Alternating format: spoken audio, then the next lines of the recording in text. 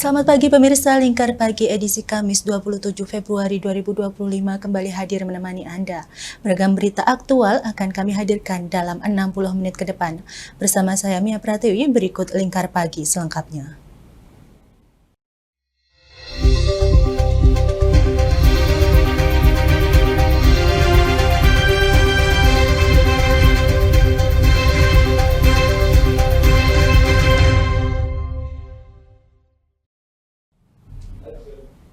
PT Pertamina Persero memastikan bahan bakar minyak BBM Pertamax sesuai dengan spesifikasi yang ada, yakni RON 92. Korporat Sekretari Pertamina Patraniaga Happy Wulansari menegaskan masyarakat tidak perlu khawatir dan menghimbau tetap menggunakan Pertamax seperti biasa.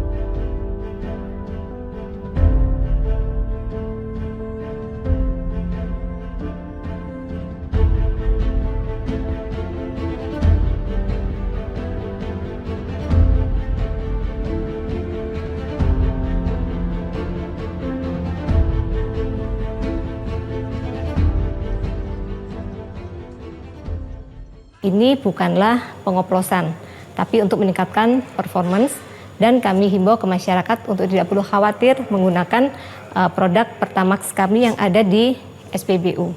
Karena itu tadi sudah melalui serangkaian uji kualitas yang cukup ketat, kemudian juga sudah memenuhi spesifikasi dari Dirjen Migas, dan tentunya dalam distribusinya pun ini terus diawasi oleh regulator, dalam hal ini adalah BPH Migas.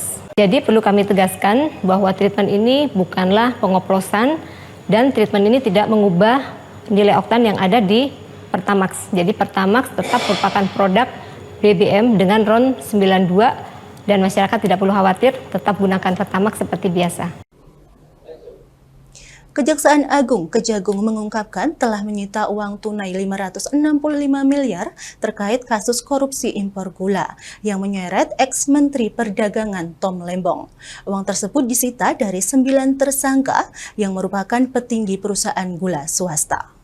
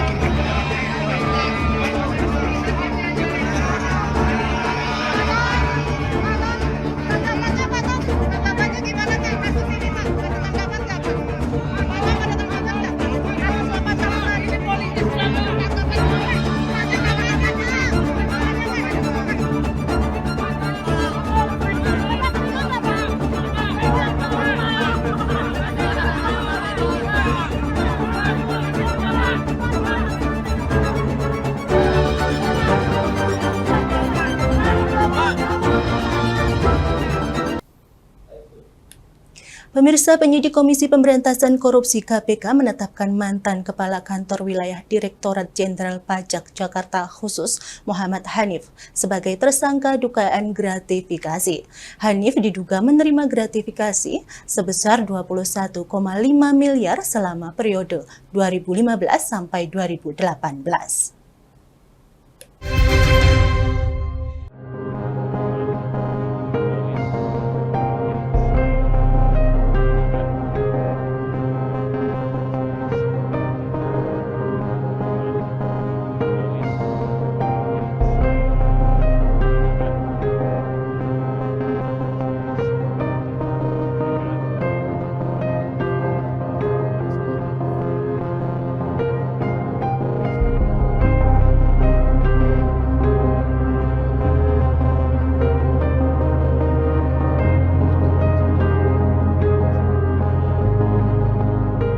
Terhadap yang bersangkutan, belum dilakukan penahanan, jadi ini baru mulai dinaikkan kepada penyidikan.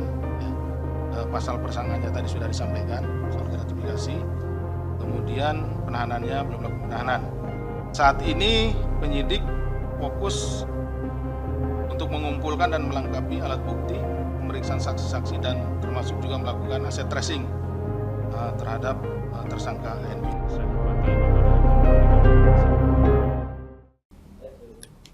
Dipicu adanya pengambil alihan lahan hutan, ratusan petani Getas dan sekitarnya menggeruduk kampus Universitas Gadjah Mada UGM di Desa Getas, Kecamatan Kradenan, Blora.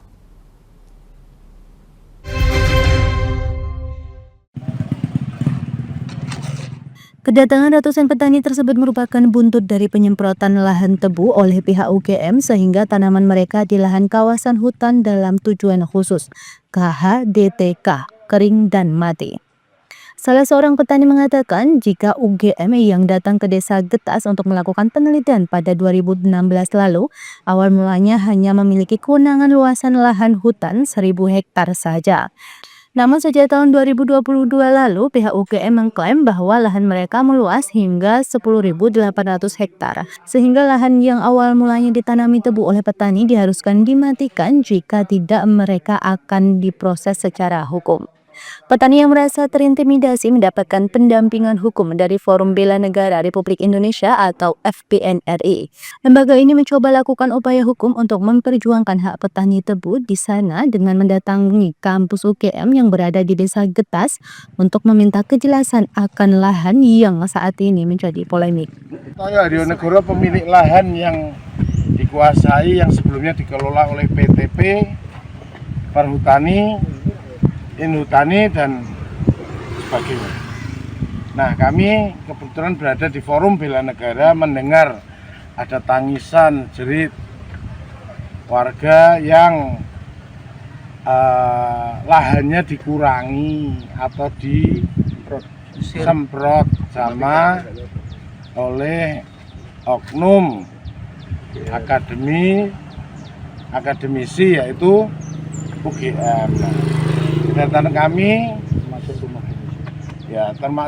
kami untuk menyampaikan apabila UGM mau memiliki lahan, bicara baik-baik dengan saya ahli waris, saya kuasa hukum ahli waris Sutoyo Hadionegoro beserta ada pengawas aset Kasunanan Surakarta. Sementara itu pihak UGM yang diwakili oleh Direktur Pengelola KHDTK Kriat Mojo mengatakan bahwa mengkaji dan mempelajari lebih lanjut akan tuntutan warga Getas dan sekitarnya.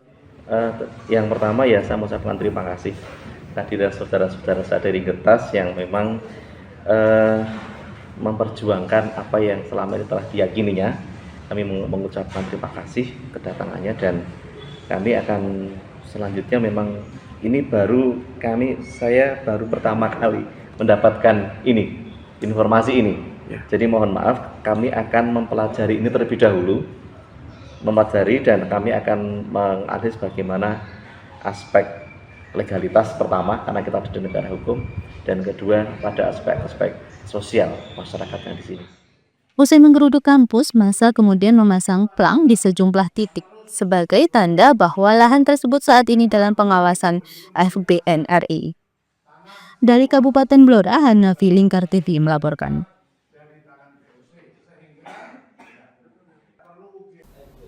Kami akan kembali usai jeda berikut ini, tetaplah bersama kami.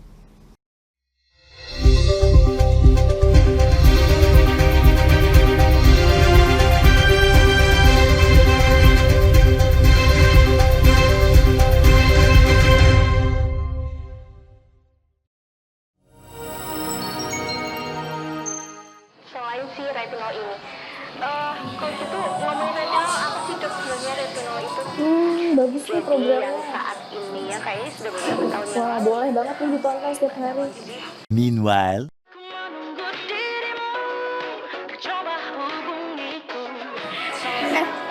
Kamu lagi nonton apa sih dari tadi kok apem-apem mulu? Ini loh lagi nonton program Cantik Sehat di Lingkar TV. Bagus banget nih programnya. Oh ada ya program kayak gitu? Ada loh di programnya di Lingkar TV. Kau udah tahu kan Lingkar TV? Belum. Kan belum tahu Lingkar TV.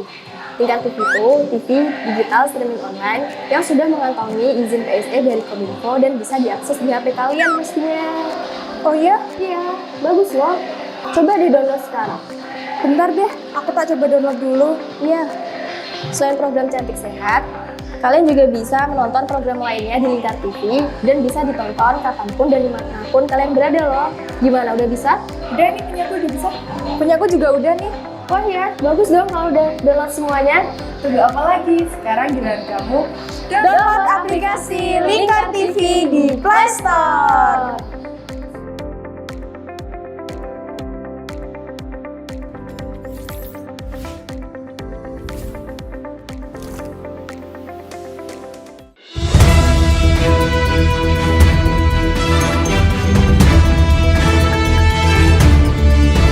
Menemani pagi Anda dengan menyajikan berita nasional dan regional yang dikupas secara akurat dan aktual untuk awali hari.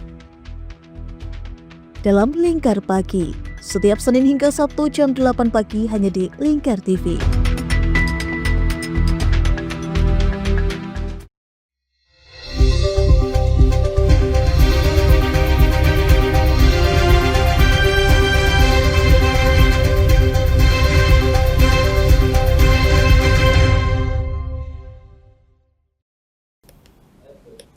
Universitas Gadjah Mada UGM Yogyakarta buka suara mengenai beredarnya kabar perihal 20 program studi yang sepi peminat. Sekretaris Direktorat Pendidikan dan Pengajaran UGM, Sigit Priyanta, mengatakan secara keseluruhan tidak ada program studi di UGM yang jumlah kuotanya lebih besar dari jumlah peminatnya. Direktorat Pendidikan dan Pengajaran Universitas Gadjah Mada UGM Yogyakarta menepis informasi perihal adanya 20 program studi prodi yang sepi peminat. Sekretaris Direktorat Pendidikan dan Pengajaran UGM Sigit Priyanta pada Selasa 25 Februari mengatakan memang ada prodi yang terdampak tren seiring berkembangnya ilmu pengetahuan dan teknologi.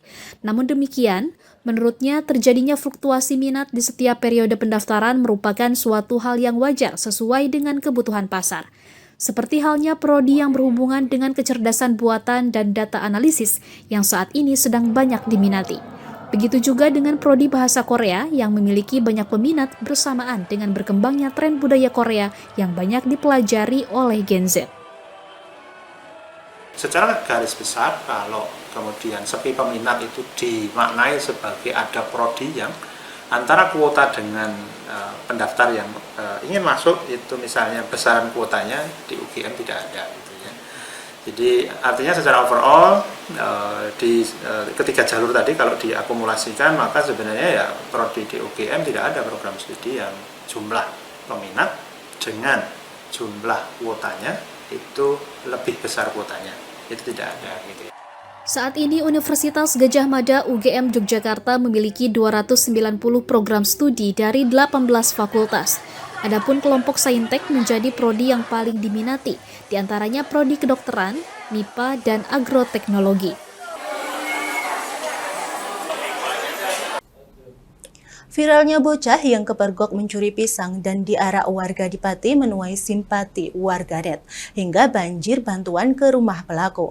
Namun semua informasi yang terpampang di sosial media tak semuanya menunjukkan kebenaran mutlak. Berikut pengakuan Kapolsek Telogowungu untuk Anda.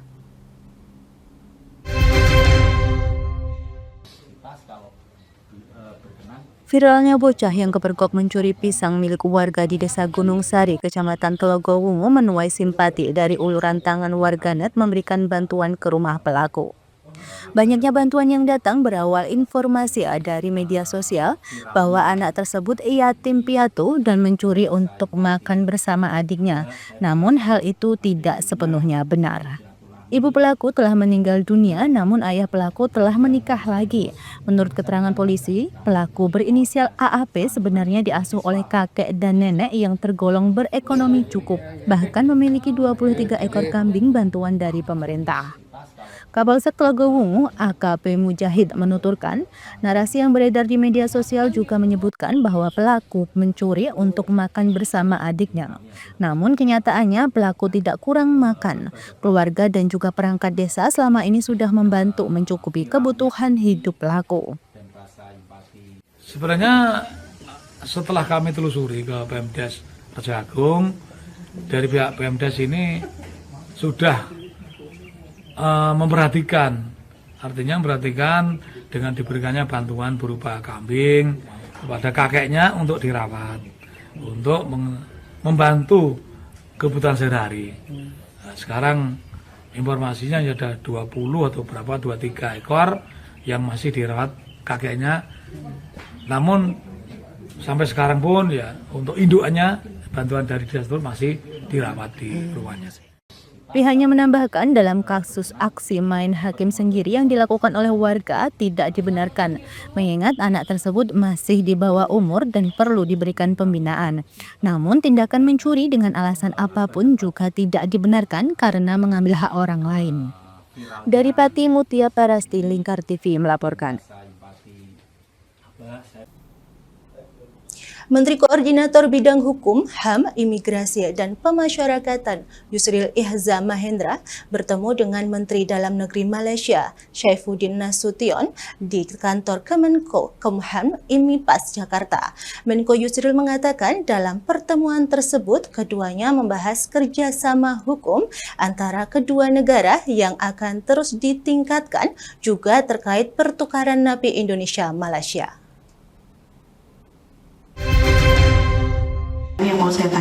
Menteri Koordinator Bidang Hukum, HAM, Imigrasi dan Pemasyarakatan Menko Kumham IMIPAS Yusril Ihza Mahendra bertemu dengan Menteri Dalam Negeri Malaysia Saifuddin Nasution di kantor Kemenko Kumham IMIPAS Jakarta Selasa 25 Februari. Menko Yusril mengatakan dalam pertemuan tersebut keduanya membahas kerjasama hukum antara kedua negara yang akan terus ditingkatkan. Salah satu yang turut dibahas ialah pertukaran antara narapidana Indonesia dengan Malaysia. Narapidana Indonesia di Malaysia berjumlah sekitar 5.000 orang, sementara narapidana Malaysia di Indonesia berjumlah sekitar 300 orang. Jadi kami juga sudah menjelaskan kepada Menteri Dalam Negeri Malaysia bahwa meskipun belum ada undang-undang yang mengatur hal itu, namun praktek sudah berjalan. Terakhir ini antara Indonesia dengan Filipina, Australia dan Prancis, sedangkan 20 tahun yang lalu sebenarnya pengembalian atau pemulangan narapidana Malaysia sudah pernah dilakukan oleh pihak Indonesia, dan sebaliknya juga pemulangan narapidana Indonesia juga sudah pernah dilakukan oleh pihak Malaysia. Selain pertukaran narapidana, dibahas pula masalah imigrasi seperti masyarakat yang kelebihan waktu tinggal atau overstay dan tinggal tanpa izin, serta tapal batas antara Indonesia dan Malaysia di beberapa titik, utamanya di Pulau Kalimantan.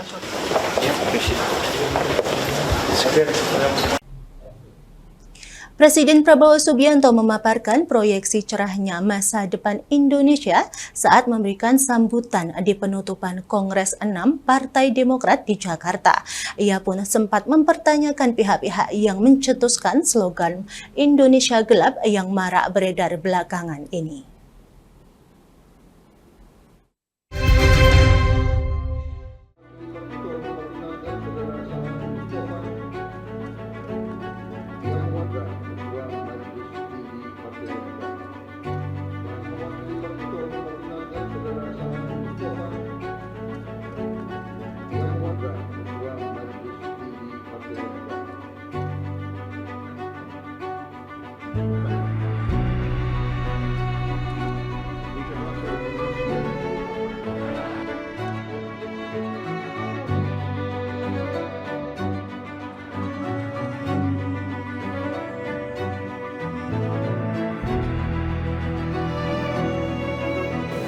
Yang melihat Indonesia gelap itu siapa? Di atas Jepang, di atas Inggris, di atas Perancis. Kok Indonesia gelap? Kami akan kembali usai jeda berikut ini, tetaplah bersama kami.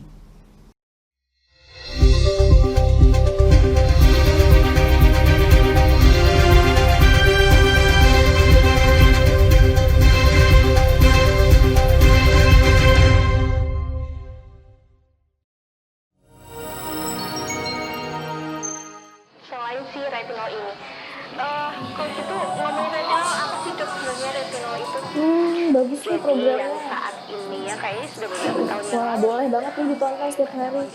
Meanwhile,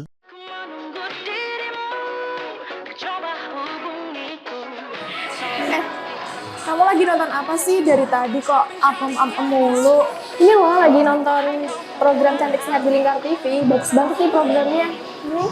Oh ada ya program kayak gitu? Ada loh di programnya di Lingkar TV. Kau udah tahu kan Lingkar TV? Belum. Kan belum tahu Lingkar TV. Lingkar TV itu TV digital streaming online yang sudah mengantongi izin PSE dari Kominfo dan bisa diakses di HP kalian mestinya. Oh iya? Iya, bagus loh. Coba di-download sekarang. Bentar deh, aku tak coba download dulu. Iya. Selain program Cantik Sehat, kalian juga bisa menonton program lainnya di Lingkar TV dan bisa ditonton kapanpun dan dimanapun kalian berada loh. Gimana, udah bisa? Udah nih, punyaku udah bisa. Punyaku juga udah nih. Wah ya, bagus dong kalau udah download semuanya. Tunggu apa lagi? Sekarang giliran kamu download aplikasi Lingkar TV di Play Store.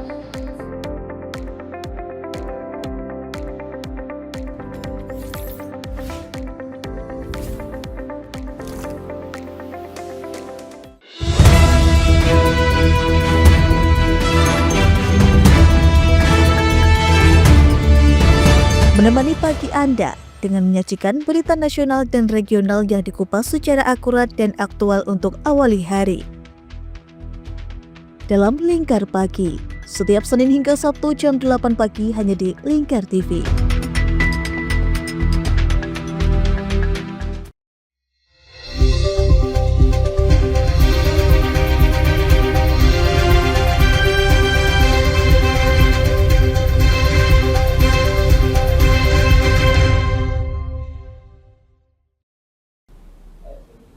Presiden Prabowo Subianto menghadiri penutupan Kongres 6 Partai Demokrat di Jakarta. Memberikan sambutan di hadapan para tamu undangan, Presiden menekankan bahwa dirinya terbuka untuk koreksi dan debat untuk tujuan yang sama.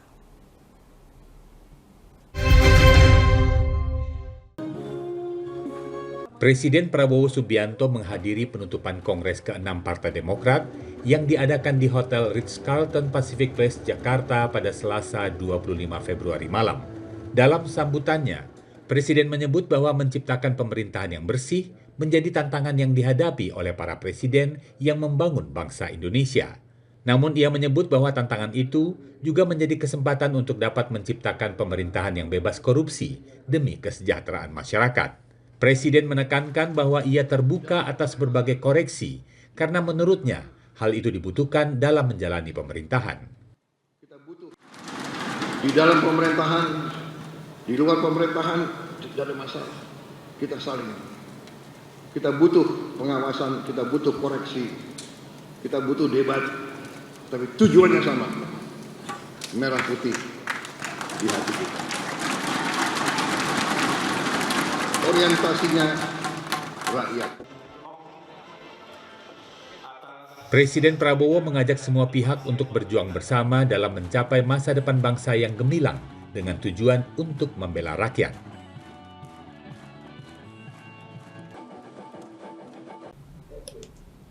Juru bicara PDIP Ahmad Basarah menegaskan bahwa Ketua Umum PDIP Megawati Soekarno Putri tidak pernah melarang kepala daerah kader PDIP untuk mengikuti retret di Magelang. Basarah menegaskan bahwa instruksi Ketua Umum PDIP ialah untuk menunda mengikuti retret yang diadakan oleh Kemendagri tersebut.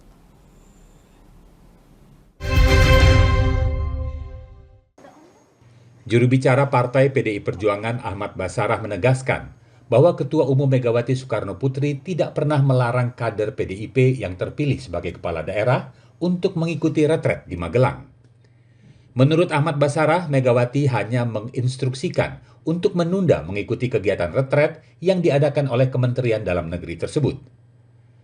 Dalam konferensi pers di kantor DPP PDIP Jakarta Selasa 25 Februari, Basarah menjelaskan, Ketua Umum Megawati Soekarno Putri meminta supaya kepala daerah berada di daerah masing-masing dan memprioritaskan langsung kerja untuk rakyat seusai pelantikan.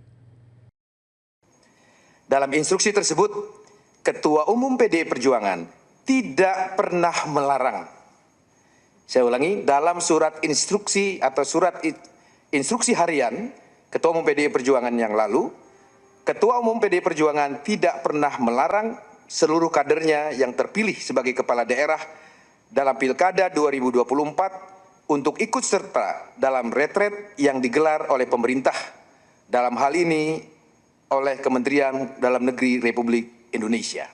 Ahmad Basarah menambahkan instruksi Ketua Umum Megawati Soekarno Putri tersebut tertuang dalam surat tertanggal 20 Februari sebelum kegiatan retret berlangsung. Adapun kepala daerah kader PDIP yang bergabung dalam kegiatan retret Magelang, antara lain Gubernur Jakarta Pramono Anung dan Bupati Tapanuli Tengah Masinton Pasaribu.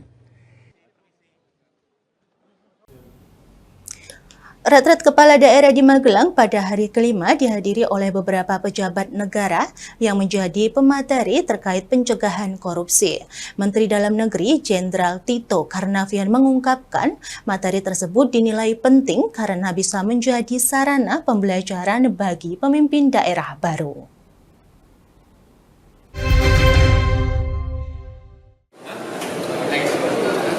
Retret kepala daerah di Magelang pada hari kelima dihadiri oleh beberapa pejabat negara yang menjadi pemateri. Di antaranya oleh Ketua KPK, Jaksa Agung, Kepala Badan Pengawasan Keuangan dan Pembangunan, serta Kapolri. Sedangkan materi kali ini terkait pencegahan korupsi yang diharapkan dapat memberikan bekal kepada kepala daerah dalam upaya pencegahan korupsi. Menteri Dalam Negeri Muhammad Tito Karnavian menuturkan, dari 503 kepala daerah yang hadir 25% merupakan pejabat lama. Artinya terpilih kembali menjadi gubernur atau wali kota serta bupati. Retret ini sekaligus menjadi sarana pembelajaran bagi wajah pemimpin daerah baru mengenai pengelolaan kepegawaian, pendapatan, UMKM, pendidikan, dan kesehatan.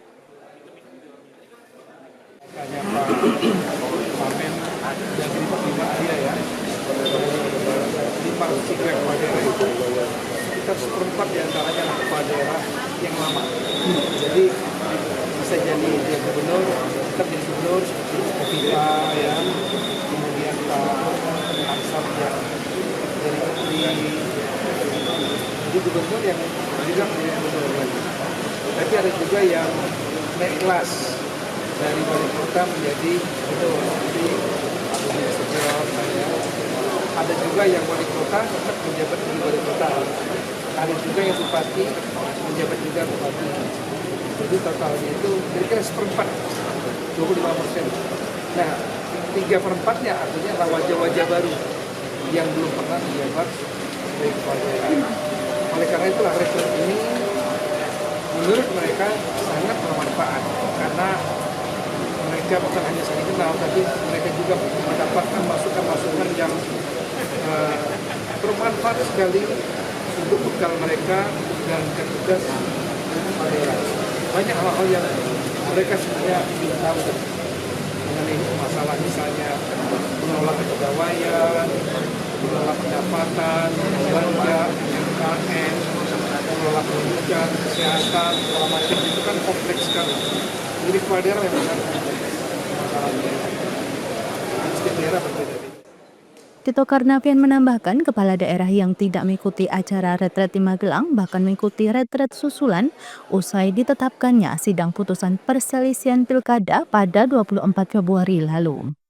Dari Magelang, Mutia Parasti, Lingkar TV melaporkan.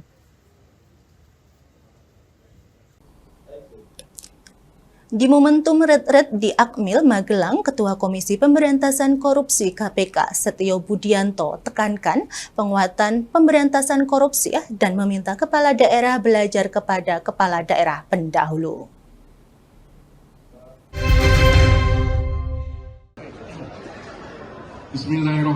Ketua Komisi Pemberantasan Korupsi KPK Setio Budianto turut memberikan paparan mengenai pemberantasan korupsi di retret kepala daerah di Akmil Magelang. Pada kesempatan ini, Setio mengingatkan kembali kepada para kepala daerah untuk belajar kepada pendahulu atau kepala daerah terdahulu. Selain itu, momentum retret dipandang sebagai orientasi kepala daerah untuk belajar mengenai kepemimpinan dan komunikasi. Hingga kini belum ada jalinan komunikasi langsung terkait permintaan pengawasan antara kepala daerah dan pihak KPK dikarenakan pelaksanaan pelantikan dan retret cukup berdekatan. Ya, pastinya saya kembali kepada tema daripada kegiatan ini, yaitu orientasi kepemimpinan untuk para kepala daerah. Tentunya saya menyoroti bahwa kegiatan ini sangat positif para kepala daerah untuk mempelajari berbagai hal, ya, tentang kepemimpinan, ya, tentang komunikasi, tentang berbagai hal lah saya yakin ya. Dan yang utama saya yakin juga para kepala daerah kan sudah banyak belajar dari pengalaman para kepala daerah yang sebelumnya. Setio Budianto menambahkan komunikasi dengan kepala daerah bakal dilaksanakan ketika KPK menjalankan tugas koordinasi dan supervisi pencegahan dan monitoring yang nantinya. Dari Pati Mutia Parasti, Lingkar TV melaporkan. Kami akan kembali usai jeda berikut ini, tetaplah bersama kami.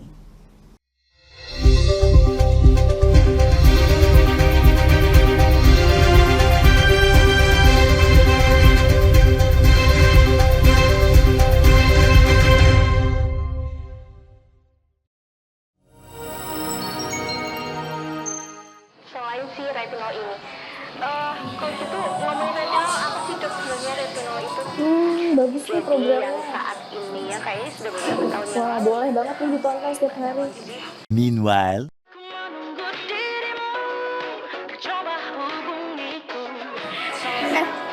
Kamu lagi nonton apa sih dari tadi kok apem-apem mulu? Ini loh lagi nonton program Cantik Sehat di Lingkar TV. Bagus banget nih programnya. Oh, ada ya program kayak gitu? Ada loh di programnya di Lingkar TV. Kau udah tahu kan Lingkar TV? Belum. Kan belum tahu Lingkar TV. Lingkar TV itu TV digital streaming online yang sudah mengantongi izin PSE dari Kominfo dan bisa diakses di HP kalian mestinya. Oh iya? Iya, bagus loh. Coba di-download sekarang. Bentar deh, aku tak coba download dulu. Iya.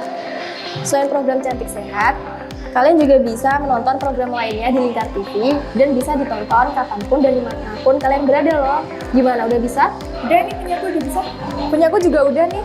Oh iya, bagus dong kalau udah download semuanya. Tunggu apa lagi? Sekarang giliran kamu download aplikasi Lingkar TV di Play Store.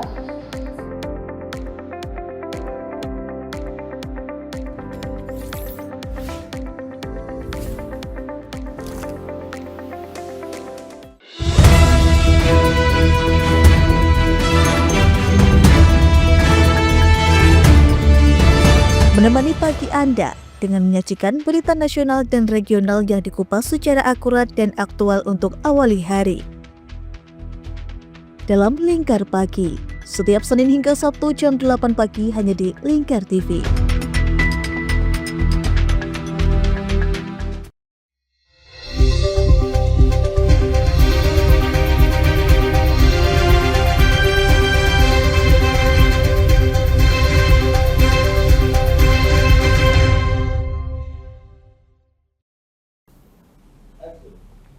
Pada rapat koordinasi, Wakil Menteri Pertanian Sudaryono menyampaikan pemerintah terus berupaya menggelar target luas tambah tanam LTT padi hingga April sebanyak 2 juta hektar. Selain mengantisipasi impor beras, langkah ini diambil untuk mencapai kemandirian pangan nasional.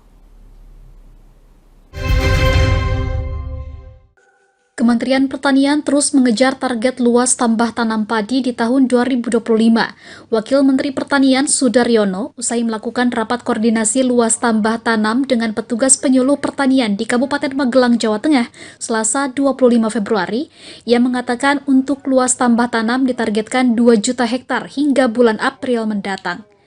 Tujuan penambahan luas tanam tersebut selain untuk mengantisipasi impor beras juga mencapai kemandirian pangan nasional.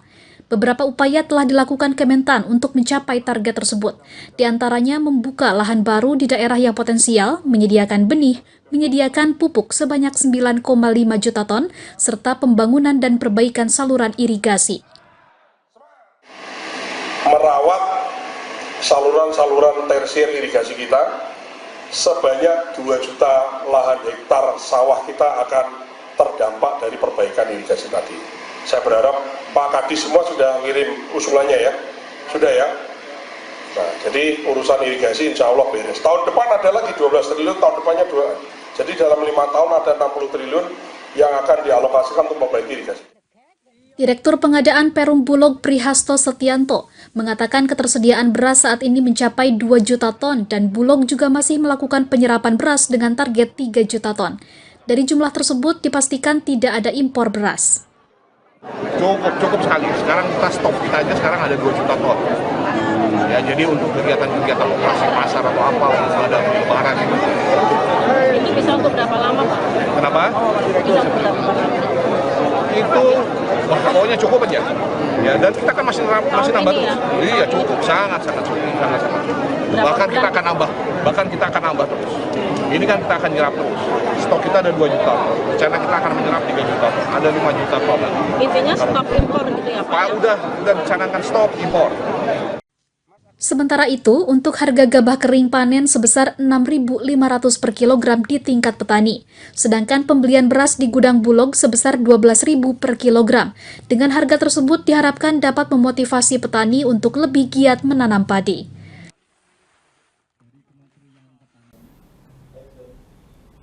Kepala Staf Kepresidenan Letjen TNI PURN AM Putranto meninjau sekaligus mencoba langsung pelayanan cek kesehatan gratis CKG di Puskesmas Menteng, Jakarta.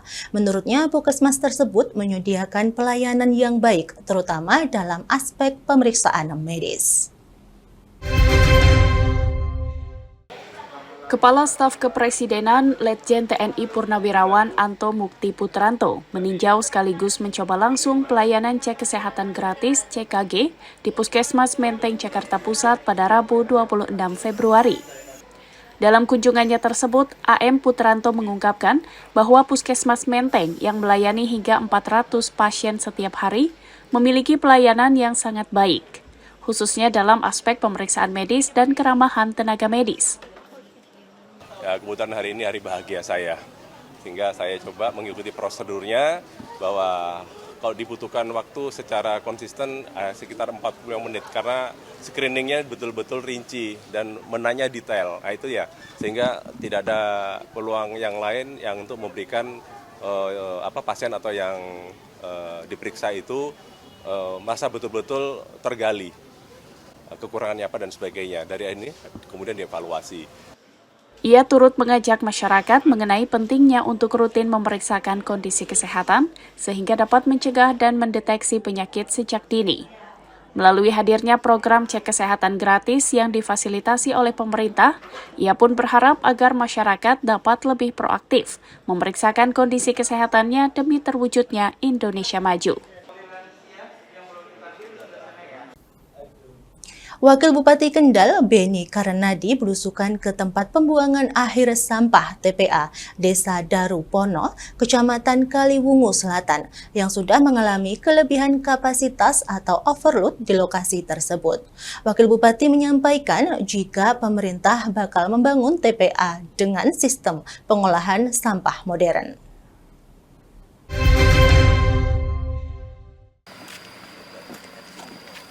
Setiap hari TPA Darupono menerima kiriman sampah sekitar 400 ton. Sebagai satu-satunya TPA di Kabupaten Kendal, semua sampah dari masyarakat harus dibuang ke lokasi ini. Kepala Dinas Lingkungan Hidup Kabupaten Kendal, Aris Irwanto menyampaikan bahwa meskipun TPA Darupono sudah overload, pihaknya tetap berupaya memaksimalkan pengelolaannya.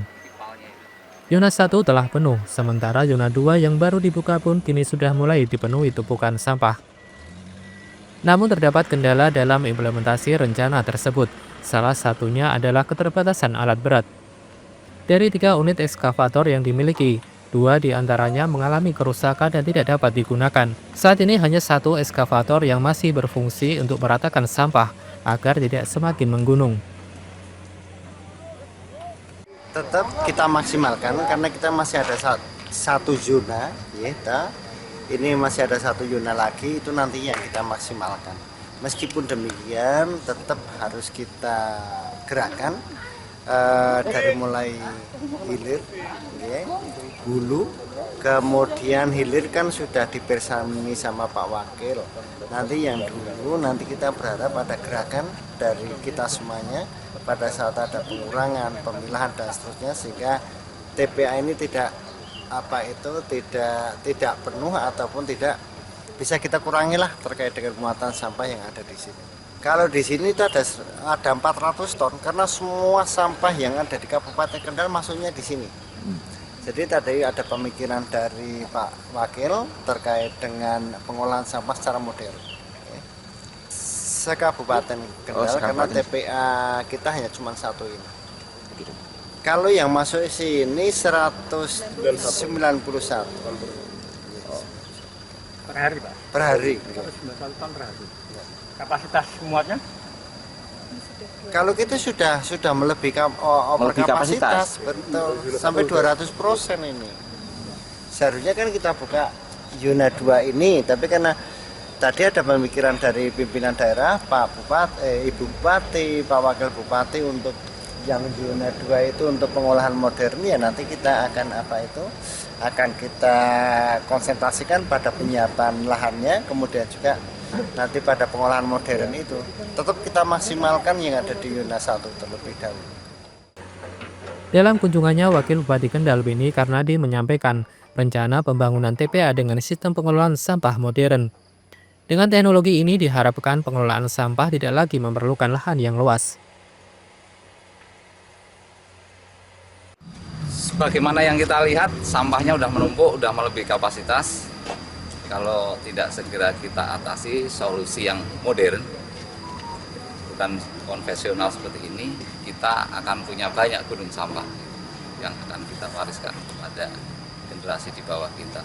Kita berharap bahwa sebentar lagi kita sudah bisa membuat industri sampah kita olah menjadi barang. Ada beberapa alternatif yang sekarang lagi tren adalah untuk dijadikan energi. Kebetulan juga industri-industri besar itu 15% dari energi terbarukan dari pengolahan sampah. Sementara yang kita tahu hanya belum ada sampai 10% yang mereka gunakan, misalkan pabrik semen dan sebagainya. Yang kami dengar baru di kisaran 7%, sehingga masih punya banyak kesempatan. Makanya ini kita harus cepat bersaing dengan kabupaten-kabupaten lain. Tepatnya saya belum bisa ini karena ini baru seminggu juga, tapi sebelum kita dilantik kita sudah ketemu dengan para pemerhati lingkungan, dengan para industri sampah, dan mereka insya Allah siap akan membantu kita, membantu Kabupaten Kendal. Efisiensi anggaran seperti apa nanti? Ya, sampah dinas lingkungan ini kan dianggap tidak seksi ya, sebagai sebuah OPD. Padahal ini dinas yang sangat bermanfaat di masyarakat. Kalau sampah berserakan, dinasnya juga yang kena. Anggarannya yang kapan, tahun berapa yang 120 juta itu? Tahun 2024 cuma 120 juta penetapannya. Padahal kabupaten lain ada yang 40 miliar per tahun. Jadi bisa kita bayangkan kalau sampah-sampah ya ada di itu. Pemerintah akan berupaya membangun tempat pembuangan akhir dengan sistem pengolahan modern. Teknologi ini dapat mengubah sampah menjadi energi, seperti yang sudah diterapkan di beberapa perusahaan besar, di mana sekitar 15% tenaga energinya berasal dari pengolahan sampah. Dari Kendal, Wahyudi, Lingkar TV melaporkan.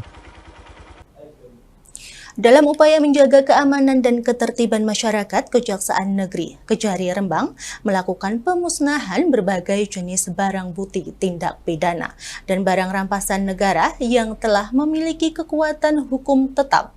Pemusnahan ini berlangsung di halaman kantor Kejari setempat.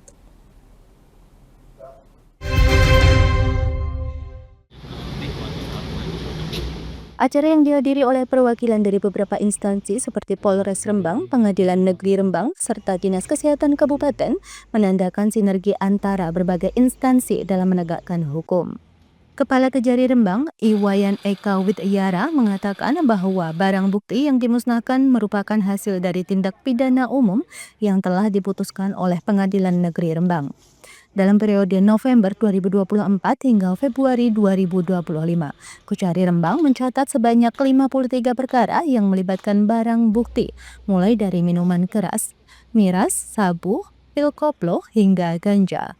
Barang-barang tersebut yang meliputi pil koplo, miras, ganja, sabu, dan beberapa handphone dimusnahkan dengan cara dibakar dan dihancurkan. Rembang dari Pak Hakim dari Pengadilan Negeri Rembang dan selaku jaksa eksekutor melaksanakan eksekusi pemusnahan barang bukti yang sudah inkrah dan berupa tuntut tetap dan setelah putusan pengadilan. Barang-barang yang kami musnahkan adalah barang-barang yang berbahaya bagi kita juga di selaku pemegang barang bukti, karena kita belum punya rubasan karena tempat barang bukti kita kecil, tapi memungkinkan untuk kita nyimpan. Dan memang tidak boleh lama-lama kita menyimpan, untuk segera kita musnahkan. Jadi hari ini sesuai dengan putusan pengadilan ada berapa barang yang kami musnahkan. Terkait yang paling penting adalah sabu sebanyak 13 paket yang mungkin gramnya tidak banyak, mungkin nanti dihitung gramnya ya. Kalau ada ganja juga, ganja yang sebenarnya seberat 2 kilo. Kemudian ada obat-obat koplo lah, pil-pil yang dilarang kesehatan, undang-undang kesehatan sebanyak 6.981 butir. Dan kemudian ada miras yang untuk melanggar perda sebanyak 9 butir. Poinnya adalah denda yang sudah kita store bekas negara, kemudian yang lain-lain termasuk ada upal yang 3 lembar. Mungkin itu yang dapat kami sampaikan, bahwa kegiatan ini terkait dengan tugas kami selaku eksekutor untuk memusnahkan barang bukti dan penyampaian pesan pada masyarakat agar kenali hukum, jauhi hukum. Mungkin itu yang perlu kita sampaikan. Wayan menambahkan bahwa Polres pemusnahan sabu-sabu Wayan menambahkan bahwa proses pemusnahan sabu-sabu dilakukan dengan mencampurkannya dengan air sehingga tidak dapat disalahgunakan. Wayan juga menekankan bahwa pemusnahan barang bukti ini bertujuan untuk menghindari penyalahgunaan dan merupakan bagian dari tugas jaksa sebagai penuntut umum. Dari Rembang, Vicky Rio, Lingkar TV melaporkan. Lingkar Pagi berakhir sampai di sini. Saya Mia Pratiwi, mewakili kerabat kerja yang bertugas pamit undur diri. Selamat pagi dan selamat beraktivitas.